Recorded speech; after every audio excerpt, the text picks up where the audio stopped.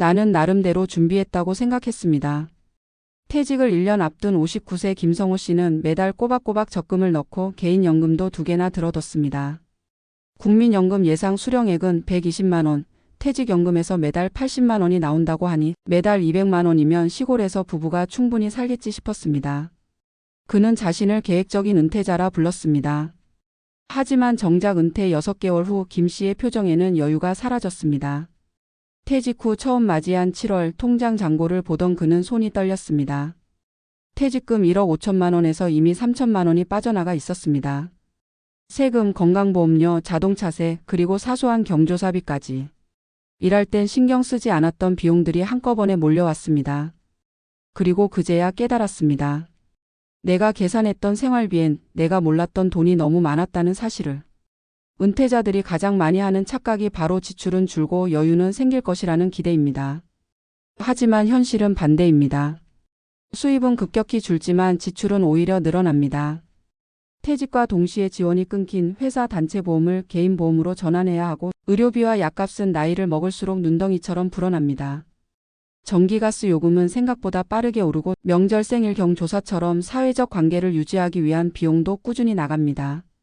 소비를 줄이면 된다고 말하지만 인간은 하루아침에 절약형 인간으로 바뀌지 않습니다.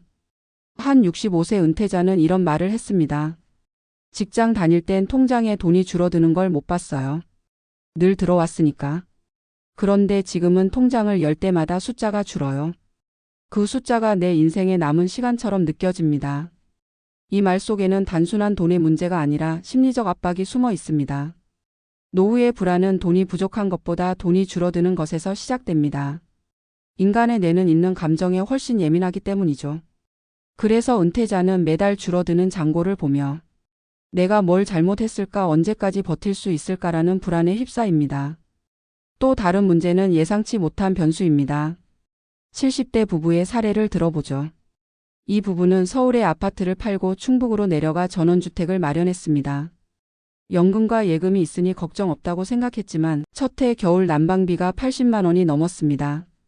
장작 보일러 수리비, 지붕 보수비, 그리고 정원 관리비가 예상 밖이었습니다. 남편은 허리를 다쳐 병원비가 한 달에 50만 원 이상 들었고 그때부터 통장은 매달 마이너스로 돌아섰습니다.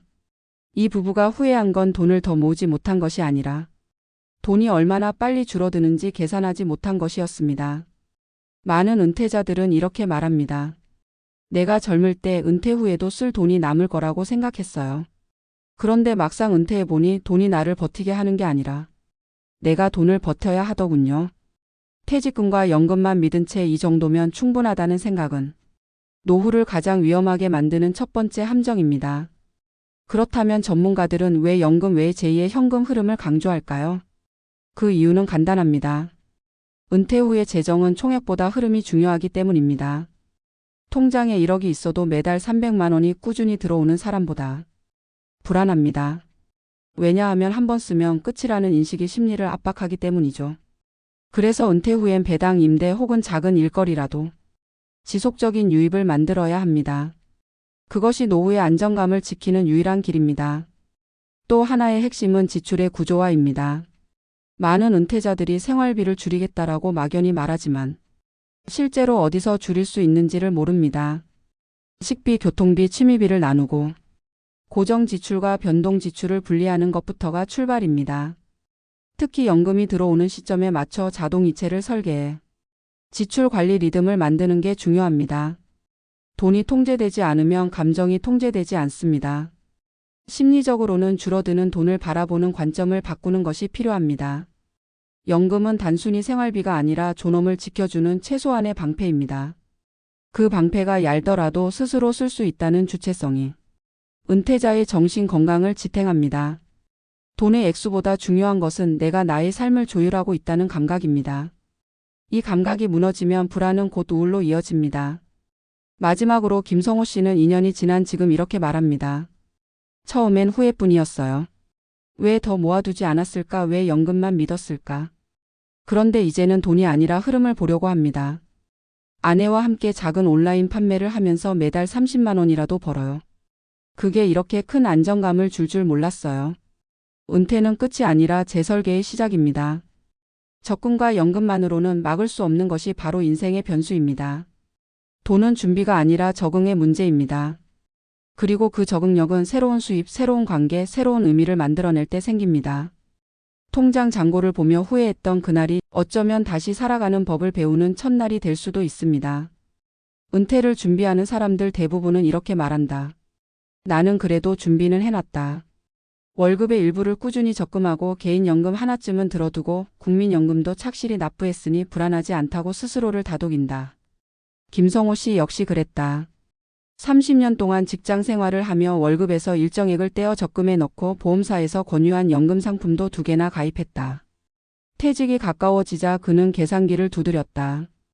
국민연금 120만 원, 개인연금 80만 원 합쳐서 200만 원. 아내와 단출하게 살면 충분하리라 여겼다.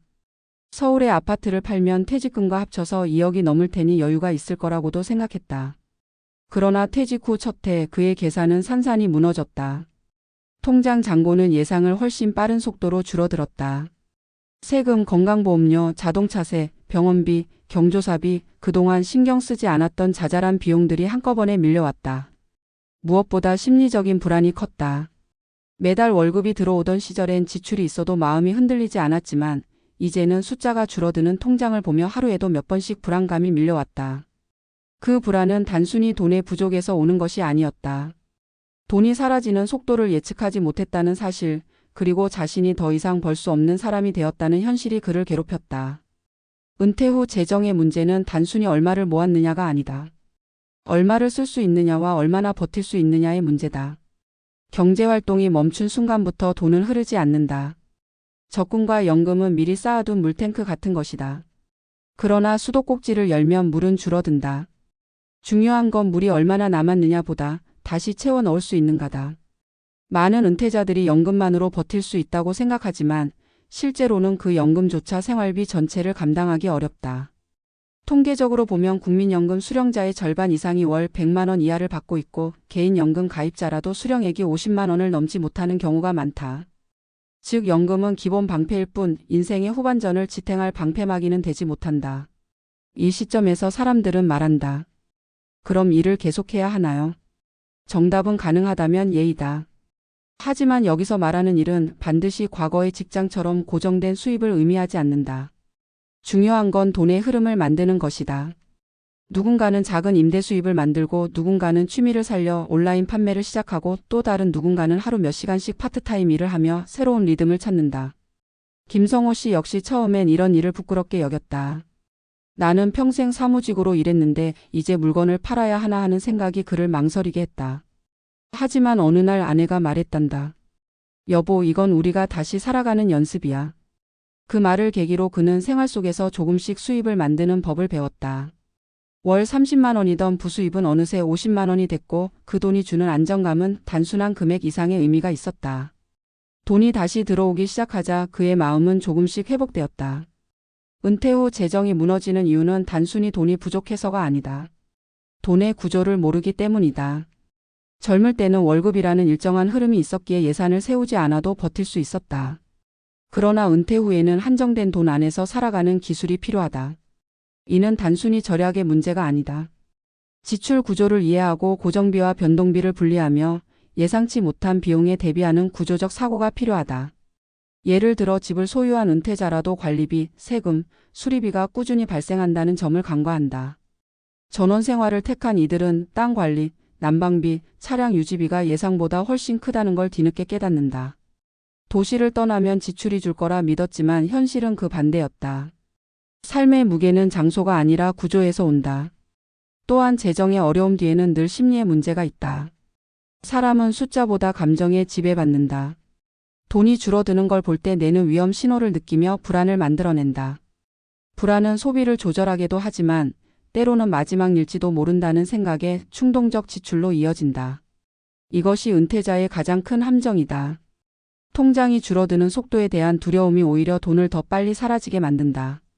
그렇기 때문에 은퇴 후의 심리 관리야말로 재정 관리의 핵심이다. 연금이 많아도 마음이 불안하면 그 돈은 안정이 되지 못한다. 반대로 금액이 적더라도 돈의 흐름을 스스로 조율하고 있다는 감각이 있다면 인간은 훨씬 안정적으로 살아간다. 결국 은퇴 후의 삶은 돈의 액수보다 통제감을 되찾는 과정이다. 사회적 관계 역시 재정에 큰 영향을 미친다. 현직 시절에는 동료, 고객, 사회적 네트워크가 자연스러운 소비와 교류를 만들어줬다. 그러나 은퇴 후엔 관계의 축이 급격히 줄어든다. 이는 단순히 외로움의 문제가 아니라 사회적 교류를 통한 경제 감각의 유지와도 직결된다. 혼자 있는 시간이 길어질수록 세상과의 접점이 줄고 돈의 쓰임에 대한 감각도 흐려진다. 그래서 은퇴 후에는 반드시 새로운 공동체가 필요하다. 취미 동호회, 자원봉사, 작은 일자리든 어떤 형태라도 좋다.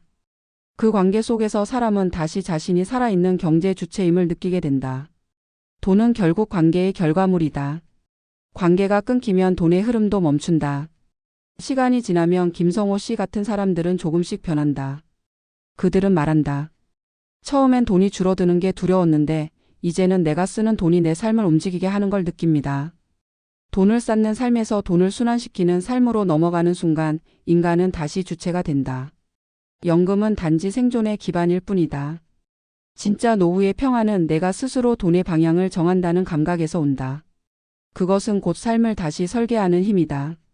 결국 은퇴 후의 재정은 준비의 문제가 아니라 적응의 문제다. 과거의 방식으로는 새로운 인생의 속도를 감당할 수 없다. 물가, 의료비, 사회적 관계의 변화 속에서 돈은 단순한 도구가 아니라 리듬이 된다. 그 리듬을 다시 세우는 일, 그것이 노후 재정의 본질이다. 마지막으로 남는 질문은 이것이다. 후회하지 않는 은퇴란 무엇일까? 그 답은 거창하지 않다. 돈을 많이 모으는 것도 완벽하게 계획하는 것도 아니다. 통장 잔고를 보며 후회하던 그 순간 사람들은 비로소 깨닫는다. 인생은 계획이 아니라 과정이며 돈은 목표가 아니라 수단이라는 것을. 그리고 그 깨달음 이후 사람은 다시 배운다. 적응하는 법, 버티는 법, 그리고 살아가는 법을. 은퇴의 본질은 멈춤이 아니라 다시 흐르기 시작하는 삶의 재구성이다. 결국 후회는 누구에게나 찾아오지만 그 후회를 계기로 자신만의 새로운 균형을 찾은 사람만이 진짜 은퇴에 성공한 사람이다.